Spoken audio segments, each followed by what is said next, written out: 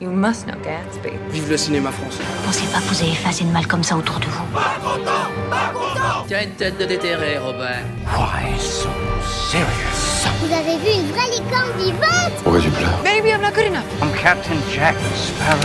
Vous voulez tout savoir de l'actualité du cinéma, les critiques, les infos exclusives et la possibilité de gagner plein de cadeaux? Vous êtes au bon endroit, bienvenue dans Clapement 5. Je m'appelle Aurélien Rapatel et j'ai le plaisir de vous retrouver pour un nouvel épisode de votre podcast cinéma préféré. Et on est très heureux en plus de vous retrouver en version filmée sur YouTube ou en version audio sur Apple Podcasts, Spotify ou encore Deezer. Comme chaque mercredi, il est l'heure de la grande interview et aujourd'hui nous recevons une comédienne que vous avez pu connaître dans le collectif Les Parasites sur YouTube. Elle est aussi apparue dans leur série L'Effondrement diffusée sur Canal+, et elle a aussi joué dans la série de TF1 Sam et a côtoyé plusieurs fois le cinéma, notamment dans 16 ans ou presque, le film avec Benjamin Lafitte. Benjamin Lafitte, oui, c'est ça? Non, c'est Laurent Lafitte. Laurent Lafitte. J'avais le nom de famille. Il y a eu un... J'allais dire c'est son frère. Benjamin Lafitte, c'est l'acteur de la Comédie Française. Non, ça c'est Laurent Lafitte Benjamin aussi. Laverne. Ça va pas du tout, il y a un souci. C'est Laverne et Laurent Lafitte. Lafitte, dans 16 ans ou presque. L'invité donc de la grande interview est aujourd'hui Roxane Brett. Merci d'avoir accepté notre invitation. Merci à vous. Désolé de t'avoir mal présenté pour le Pas de film. souci. Donc c'est 16 ans ou presque avec Laurent Lafitte. Tout à fait. C'est ça, que je dise pas de bêtises. Je vais te présenter les clappeurs qui t'accompagnent aujourd'hui. Tout d'abord, nous retrouvons une clapeuse productrice qui cigare toujours entre les dents, a un avis bien tranché. C'est Elsa Morel. Bonjour, ça me fait plaisir cette introduction. Ouais, ça, moi je trouve que ça te décrit bien. Les gens peuvent le voir s'ils regardent sur YouTube le cigare fumant. Et t'as avec elle notre clapeur réalisateur qui est un peu notre parasite à nous, mais on l'aime quand même, c'est Raphaël Chiche. Je sais pas comment le prendre, mais bonjour à tous. Les parasites, c'est plutôt des gens super sympas. Hein. Bah voilà. plutôt stylé. Et c'était Non, une mais présentation. je pense pas qu'il le. C'était pas ça qu'il volontaire. voulait dire. C'est Je confirme la règle. Ouais, voilà. Et finalement, celle que vous avez entendue, c'est notre attachée de presse qui excelle dans tous les domaines et je crois qu'elle s'est écrit elle-même cette présentation. C'est Emma Salvarelli. Bah ouais, mais en même temps, on n'est jamais mieux servi que par soi-même, hein, j'ai envie de vous dire. Bah oui, mais je me dis c'est ça, mais après bon, ça fait un... C'est véridique. C'est ça, et on n'en doute pas. Roxane, donc je vais te poser la traditionnelle question pour commencer l'interview. Comment est venue ta volonté de devenir comédienne? Ah, j'ai senti, je t'ai fait bugger. D'accord. En fait, T'en veux une autre j'ai si tu veux? toujours voulu faire ça. En fait, vraiment petite, je voulais être comédienne. Et j'ai demandé à mes parents de prendre des cours de théâtre. C'est d'abord mon meilleur ami qui m'a inscrit à 14 ans à des cours de théâtre. On en a fait ensemble. Et ensuite, vers 16 ans, j'ai demandé à mes parents de faire un stage au cours Florent pour les ados. Et à l'issue de ce stage, j'ai pleuré tous les jours pour pouvoir aller au cours ado tous les week-ends. Et ma mère finit par dire oui, d'accord. On va arrêter les larmes maintenant, c'est oui pour le cours Florent. J'étais en train d'expliquer à ma mère à 15 ans que si je ne faisais pas ça, je ne serais jamais comédienne et que vraiment j'allais mourir. D'accord, Comme quoi. on sent un... De quoi? C'est la drama queen. Voilà, Ouais, la c'est drama ça. queen. Le talent. Et avec du recul, tu sens que les cours Florence a été révélateur? Alors en fait, ce qui s'est passé, c'est que j'ai rencontré beaucoup d'autres jeunes qui, comme moi, voulaient faire du théâtre. Et comme j'étais une ado un peu originale, j'avais un peu du mal à m'intégrer et tout. Je me suis fait des copains. J'avais l'impression de rencontrer un peu les gens avec qui j'allais m'entendre, quoi. Pour la première fois, plein de gens avec qui on se comprenait. Voilà. Et il y a une directrice de casting qui m'a trouvée sur Facebook. Et après, j'ai commencé à tourner. Elle t'a trouvé parce qu'elle t'avait vu dans une pièce? Non, elle a juste vu mes photos. C'est une directrice de casting qui fait beaucoup de casting sauvage, qui a découvert plein de gens, genre Rod Parado, tout plein de gens. En fait, soit à la sortie des écoles, soit... En fait, elle travaille vraiment beaucoup comme ça. Et moi, elle m'avait juste vue sur Facebook, elle avait vu ma photo de profil. Et elle m'avait dit, est-ce que tu veux venir passer des essais, tel jour, telle heure? Donc, encore une fois, j'ai expliqué à ma mère que si je n'y allais pas, j'allais mourir. C'était la fin du monde, hein. Et ma mère, qui n'était pas du tout pour, a fini par m'accompagner parce qu'on a quand même cherché sur Internet. On s'est rendu compte que c'était une dame... Oui, que c'était pas un vieil homme qui Oui, voilà. se faisait passer pour... C'était quelqu'un d'assez chouette. Et voilà. Et en fait, je suis arrivée deuxième à ce casting. C'était pour quel film? C'était pour la série Les Revenants. Ah oui, sur Canal+, super. Ouais, et c'était mon tout premier casting. Et devant ce truc où j'avais eu rendez-vous avec le réalisateur et tout, Mes parents s'étaient dit, bon, il y a peut-être un truc, effectivement. Un dos.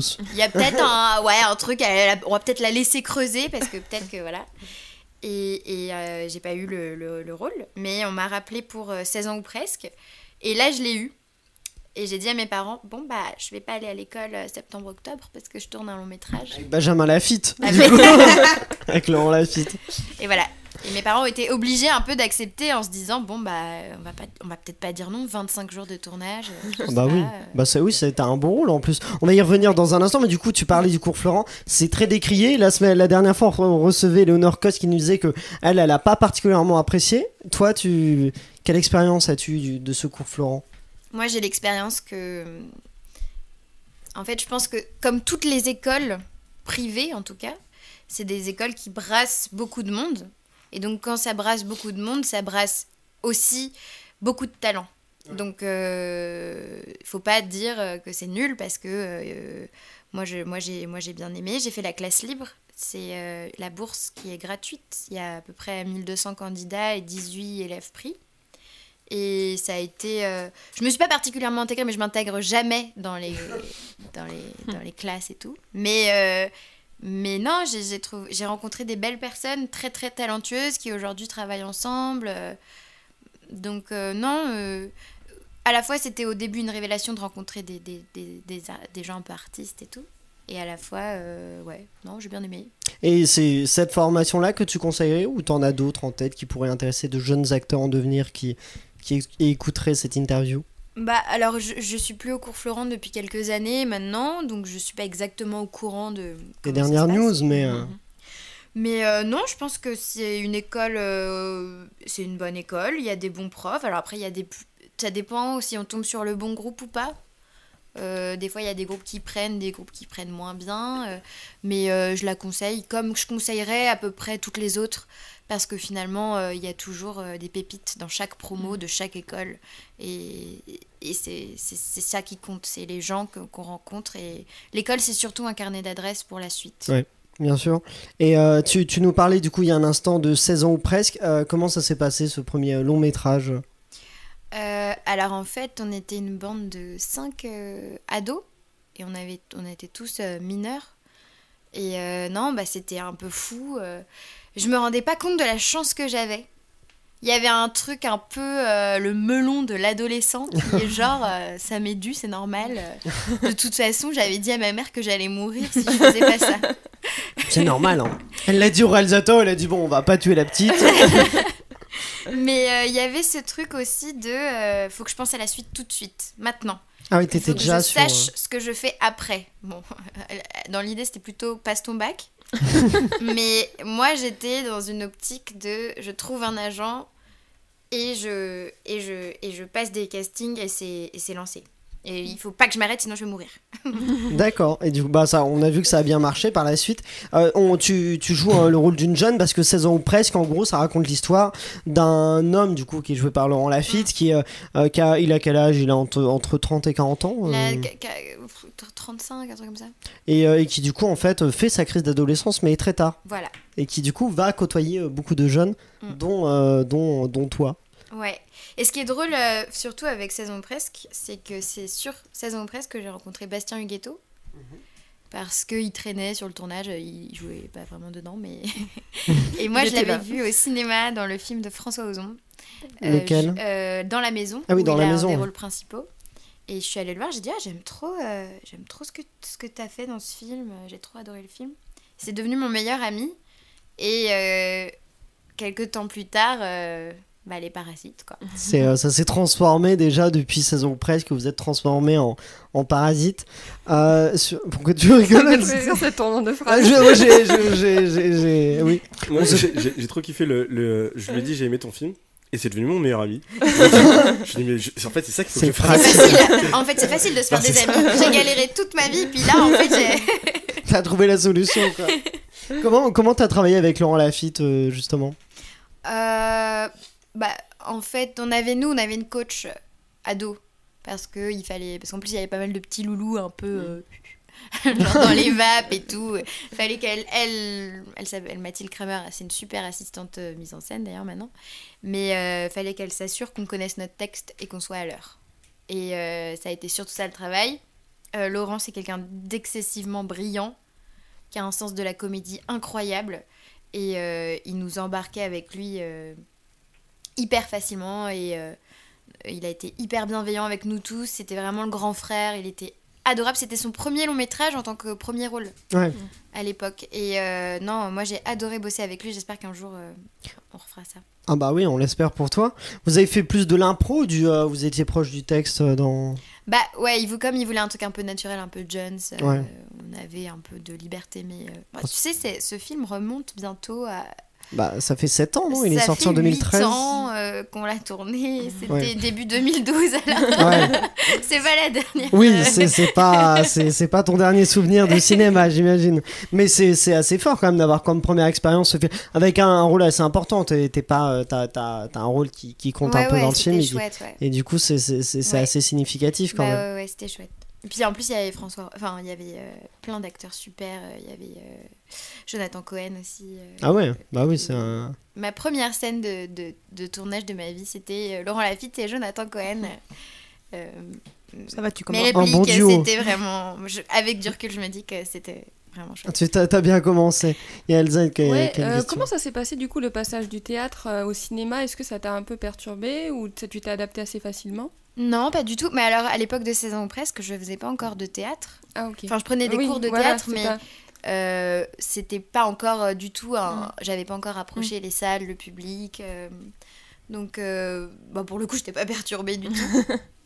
Et qu'est-ce que t'as appris justement le théâtre, peut-être sur le cinéma, sur la transition entre la comédienne de théâtre et la comédienne dans un film? Je comprends pas C'est bien la perturbant. question. Je crois qu'en fait le truc c'est que si j'ai bien compris, c'est qu'à la base il n'y avait pas vraiment de comédienne de théâtre. Non, Oui, à cette dans tous les cas, époque-là, non. oui, C'est ça. mais même aujourd'hui, ton expérience de théâtre, qu'est-ce que ça t'a appris pour le cinéma, pour jouer tes rôles au cinéma? Alors, mon expérience de théâtre et mon expérience de cinéma, je les dissocie vachement. Ouais. Parce que pour moi, c'est pas le même métier. Mais il n'y a pas une influence du coup, il y a pas, je sais pas, le théâtre a pu t'apprendre. Il n'y a pas vraiment d'influence, justement. Au contraire, je fais toujours attention de pas amener mon phrasé de scène à la caméra et inversement, ne pas oublier les réflexes de placement, de machin. Mais ça, bon, se placer techniquement, ça reste un peu... Il y a le public et la caméra, enfin, faut quand même être un peu conscient. Mais non, le phrasé, c'est quand même autre chose au théâtre, au cinéma. C'est pas les mêmes textes, c'est pas les mêmes réflexes de jeu, c'est pas les mêmes espaces. Sur scène, t'as quand même vachement plus d'espace que sur un plateau. Donc je dissocie pas mal les deux, ouais. D'accord, ok. Ouais. Et qu'est-ce qui te plaît le plus justement sur un tournage? Sur un tournage, moi ce que j'aime sur un tournage, c'est qu'il y a un début et une fin.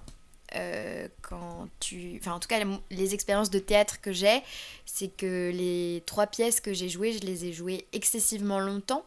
La première, je l'ai jouée 250 fois. La deuxième, non, 350 fois. Ah, on a un doute sur une centaine J'ai là. un doute, ouais, non, parce que je l'ai joué tous les soirs pendant 2 ans et demi. Après, j'ai fait des tournées. Après, l'autre, je l'ai joué plus de 200 fois, c'est sûr. Et en fait, c'est des périodes qui sont très longues. Et ça m'a un peu épuisée d'enchaîner comme ça. Et d'être aussi proche d'une équipe aussi petite. Il y a quand même quelque chose de plus sanguin dans le théâtre. Dans les équipes, il y a plus de drama, on va dire. Que sur un plateau où tu vas tourner grand max 4 mois avec des gens où tu es quand même assez nombreux pour respirer, quoi. Enfin, voilà.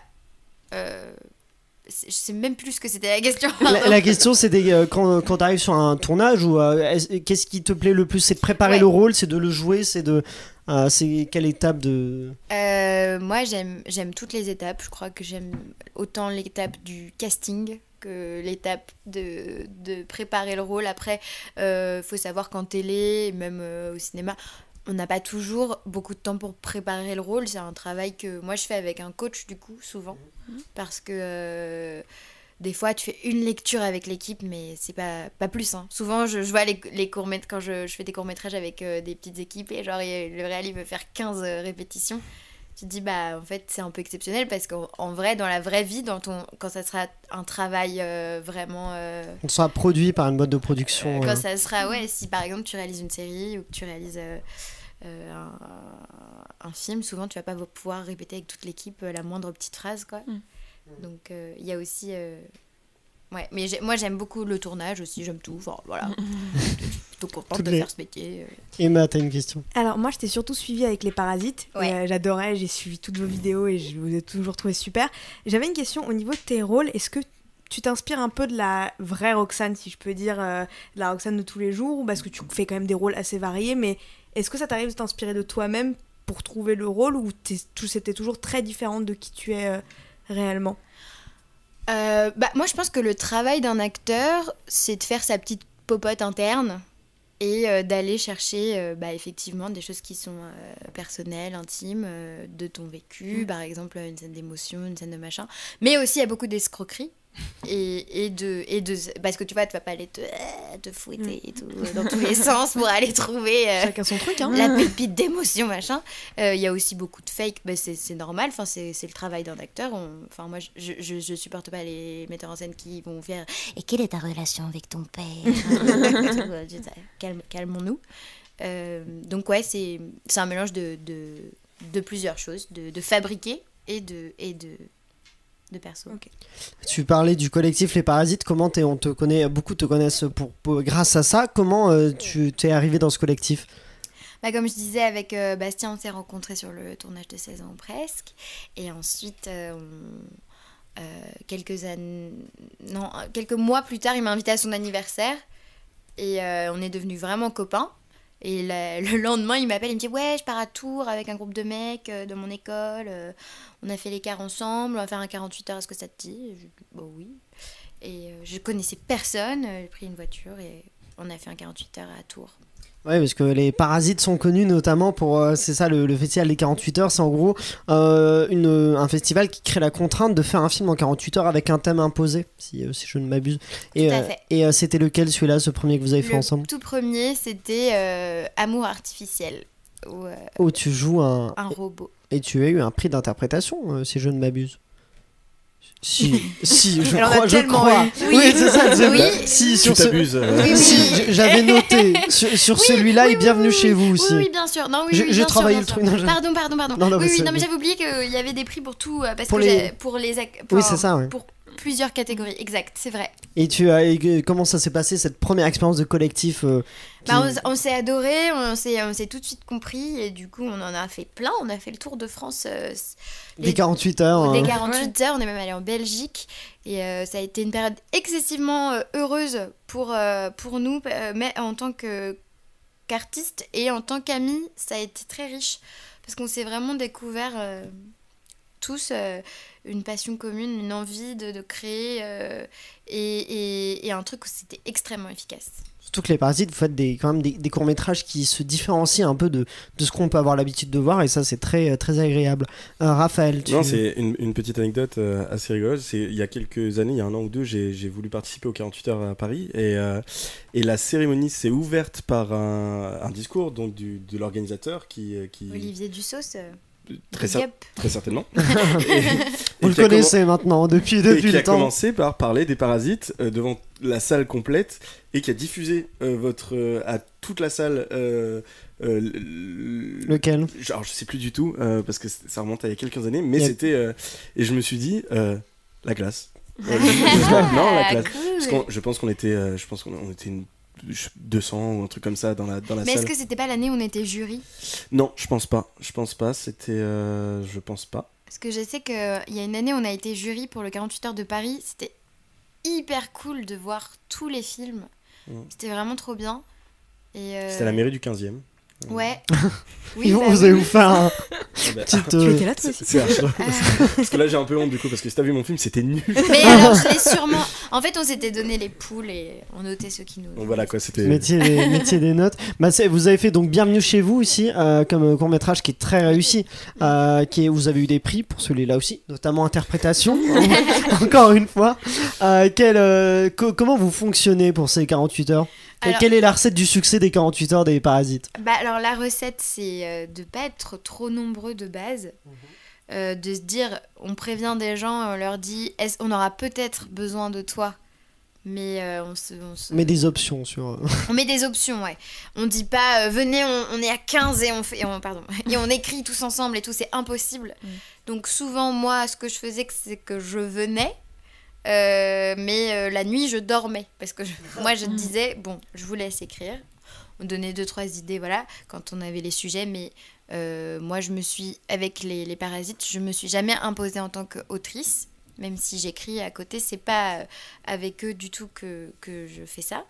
Et donc, on laissait le minimum de personnes écrire. Et c'est ça qui fait que le lendemain matin, des fois, on n'avait rien. Mais des fois, on avait un film. Une vision...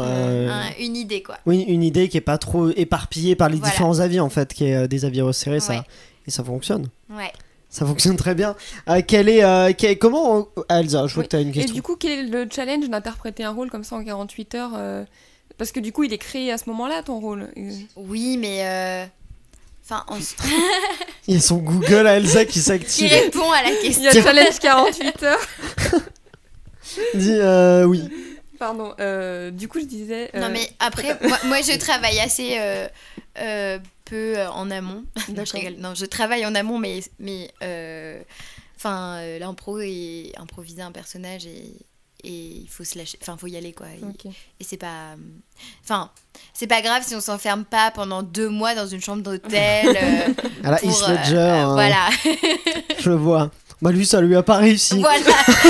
On a quand même la preuve que c'est pas forcément une bonne chose. Nos hommages à la famille Ledger. Oh non, quel enfer. On les invite. Non, mais si jamais. Arrêtez. Comment est-ce que tu résumerais l'esprit et l'ambition des Parasites ? Bonne transition. Collective, engagée et voilà, écologique. C'est de plus en plus le sujet... les sujets qui sont traités, c'est voilà, avec l'effondrement. Oui, avec on t'a vu notamment dans le collectif On est prêt et l'effondrement qui fait écho. Ah oui, c'est vrai. T'étais bien dans le collectif On est prêt, j'ai pas. Non, j'ai fait une vidéo avec eux il y a pas longtemps, exact, et je les aime beaucoup, je les embrasse. T'as bien eu un prix d'interprétation. Et du coup, et l'effondrement, tout à fait, qui parle en fait. On ne sait pas trop comment il arrive. Donc c'est une série, pour préciser pour les auditeurs, c'est une série qui est passée sur Canal+ et qui est aussi disponible sur YouTube. Alors de pour une durée moins en limitée. moins, ouais, c'est ça. les premiers épisodes ne sont plus disponibles. Ouais, parce que ils sont. Mais ils seront disponibles peut-être dans 1 an, il me semble. Donc. Alors soit ayez Canal+, soit attendez, soyez patient. Je crois que c'est gratuit le premier mois, donc bon, si vous voulez. Donc en 1 mois, vous pouvez faire la série qui donc raconte l'effondrement de notre société actuelle. On sait pas vraiment pourquoi, et finalement c'est ce qui est intéressant parce que ça nous permet de nous-mêmes de voir avec ce qu'on vit aujourd'hui et les crises qu'on vit. On peut s'imaginer pourquoi ça a lieu, et notamment la crise du coronavirus. Moi je l'ai vu du coup après le coronavirus. Ça fait un écho assez. Il y a la séquence il y a l'épisode 1 dans le supermarché qui fait un écho assez actuel, disons, avec cette crise du papier toilette que nous avons vécu et des pâtes. Non, oui, c'est vrai que nous on y croit un peu dur comme fer à cette histoire d'effondrement, de collapsologie. On est prêt, on va dire, à la subir parce qu'on l'a joué finalement. Oui, j'imagine. Mais non, c'est vrai, quand c'est sorti, moi tout le monde m'appelait, me disait mais Roxane, est-ce que c'est l'effondrement et tout. J'étais genre bon, écoutez, je sais pas, restez chez vous, calmez-vous et arrêtez d'acheter toutes les pâtes. Les pâtes et tout le papier toilette. Parce que non, dans l'idée, s'il y a plus de nourriture dans la série, c'est parce que il y a plus de nourriture du tout. Il y a plus d'essence en général. Il y a une vraie pénurie de nourriture, alors que là c'est vrai qu'on n'était pas en pénurie de nourriture. Là ça allait encore, c'est ce qu'il fallait dire aux gens. Préparez-vous les gars. Raphaël. Non mais c'est vrai que cette pandémie qu'il y a eu coronavirus, en vrai c'est aussi si on prend le bon côté du truc, c'est aussi un énorme coup de com entre guillemets quand t'arrives sur MyCanal et qu'il y a un truc qui s'appelle l'effondrement. Ouais, c'est nous en fait qui avons orchestré j'ai pas voulu le dire. Non, je rigole, mais c'est vrai que ça permet de parce que la série, donc l'effondrement, c'est quand même quelque chose d'assez réaliste, et donc c'est aussi pour ça que c'est un petit peu angoissant, parce que tu te dis putain, mais si ça arrive, il y a de fortes chances que ça se passe comme ça.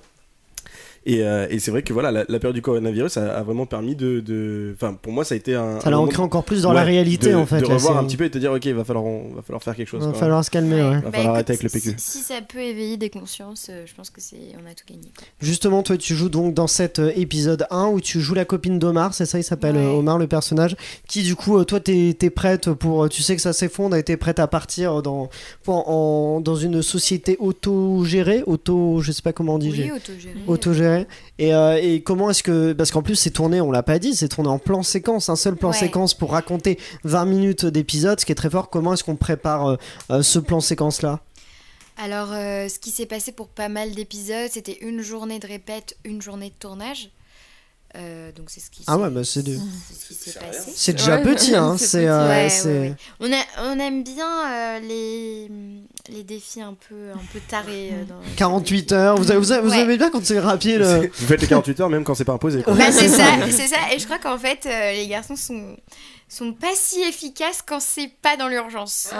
Il y a un peu ce truc-là, mais tant mieux. Enfin, moi, j'aime beaucoup. En tant qu'acteur, c'est stimulant de jouer un plan séquence parce que ça ancre encore plus dans la réalité. On n'est pas stoppé régulièrement, tout s'enchaîne. C'est là que pour le coup, le théâtre. Ah, j'avais senti que le théâtre. C'est vrai que là pour le coup, il y a quelque chose d'assez comme le théâtre parce que il y a pas ça coupe pas et on est tous dépendants des autres. C'est comme si on était tous sur scène tout le temps. Parce que c'est ça. la caméra court avec toi, le son court avec toi, tout le monde court. Mais vraiment, la déco court dans tous les sens. Ouais, tout c'est le sûr, monde tout court. Et en même temps, c'est très réussi parce que tout s'enchaîne vachement bien. Ah oui, mais parce qu'on court beaucoup. Oui, mais du coup, peut-être que aussi, c'est ce qui rajoute au jeu d'acteur. Parce que vous êtes tous très bons. L'acteur, j'ai pas le nom, qui joue Omar, il est très bon. Toi, Belhamine Abdelmalek. Eh ben, on le salue parce que vous êtes tous dans une urgence, je trouve, qui permet d'ancrer ça encore plus dans quelque chose de réaliste. Ouais. Il y a la situation actuelle qui fait écho à ça, mais il y a aussi ce choix du plan séquence, cette réalisation, même si c'est un plan séquence, c'est très très beau. Ouais. Souvent les plans séquences sont beaux, mais visuellement c'est très beau et ça. Oui. C'est beau quand c'est bien fait. Là, c'est le cas, mais ça peut aussi être c'est un gros pari, quoi. Hein. Ah oui, et la lumière, je tiens à souligner que la lumière, c'est pas facile à éclairer un plan séquence. Ah oui, c'est sûr. Notre chef-op, Clémence Plaquet, avait un travail extraordinaire. Surtout que c'est très grand. Vous êtes dans un supermarché dans ce premier épisode-là. 2 hectares. Voilà. 2 hectares le supermarché. Ouais, parce qu'en plus il y a une séquence dans un immense hangar qui représente les stocks et tout ça. Je me dis pour éclairer ça, c'est. C'est les stocks, Elsa, oui. En même temps, ça représente. Ce sont les stocks. Tu parlais de l'engagement des parasites. Moi, je me demandais, un des courts-métrages qui m'a vraiment marqué, c'est Le Lanceur d'alerte. Oui.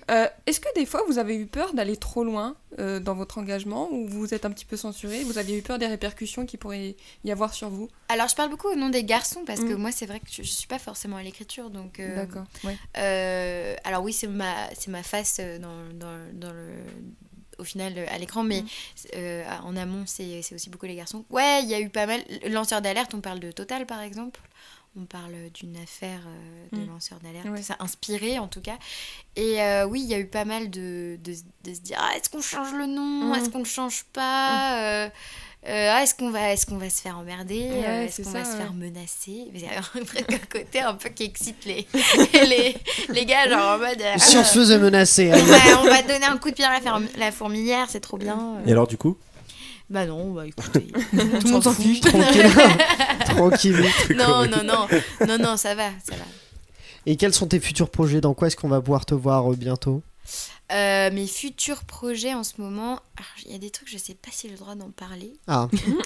Alors, les trucs que t'as oublié, les trucs que tu veux pas parler. Alors, je travaille sur une nouvelle série pour la télé, ça c'est sûr, qui sera sur France 3. Je continue Sam, mais beaucoup moins cette année. Pour TF1. Pour TF1, une série que j'adore, qui est féministe et un peu rigolote. Il y a 8 épisodes par an, voilà. Je travaille beaucoup avec Le Monde à l'envers depuis autant de temps quasiment que Les Parasites. Et en ce moment, je travaille beaucoup, on prépare des choses avec Le Monde à l'envers. Et Les Parasites, est-ce qu'on te reverra dans des projets des ciné alors là, l'effondrement est sorti. Il faut savoir que là, on est de plus en plus sur des projets plus ambitieux. Donc c'est pas tout de suite la prochaine production de Parasite, parce que plus on grossit, plus on a besoin d'argent, plus on a besoin d'argent, plus ça prend du temps. Donc voilà, on fait plus des vidéos où on paye personne et on court dans tous les sens avec ton rien. En 48 heures. Ça prend plus de temps. Et dernière question, si tu devais donner un conseil à la Roxane de 10 ans, qu'est-ce que tu lui dirais? La Roxane qui avait 10 ans? Ouais. Ne va pas voir 3. Elle ne va pas voir 3 ni le labyrinthe de Pan, dit papa va voir Winnie l'ourson.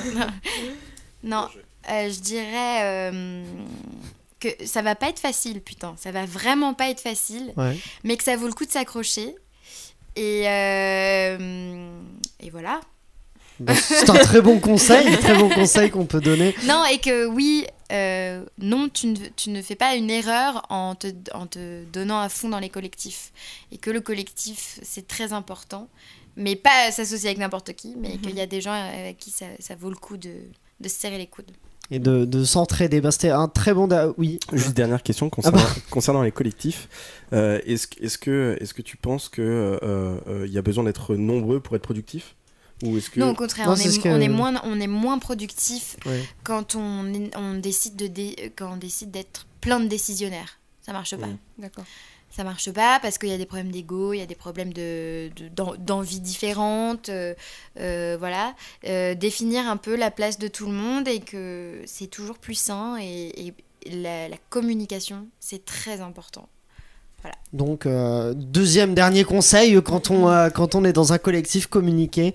Et ne soyez pas trop non plus à tenter de trouver une histoire, tenter de faire ça de façon efficace et réduite. En fait, sur un tournage, on voit bien qu'il y a le réalisateur, son assistant, et en fait, chacun a sa place, et c'est pour ça que ça marche. Si tout le monde veut être chef-op, et s'il y a 12 chef-op, on fait pas de film. Un tournage, c'est un collectif, en fait. Un tournage, c'est collectif. Tout à fait. Merci beaucoup, Roxane, d'avoir accepté notre invitation. Je rappelle que l'on peut te retrouver sur YouTube dans la chaîne Les Parasites ou encore sur Canal+, avec la série L'Effondrement.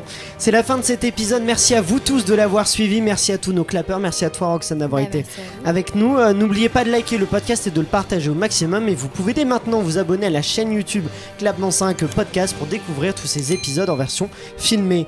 Je vous donne rendez-vous dès vendredi pour un nouvel épisode dans lequel Roxane et les clappeurs tenteront de vous faire remporter un DVD du film Interstellar de Christopher Nolan à l'occasion de la sortie de Tenet qui, on l'espère, sortira bientôt.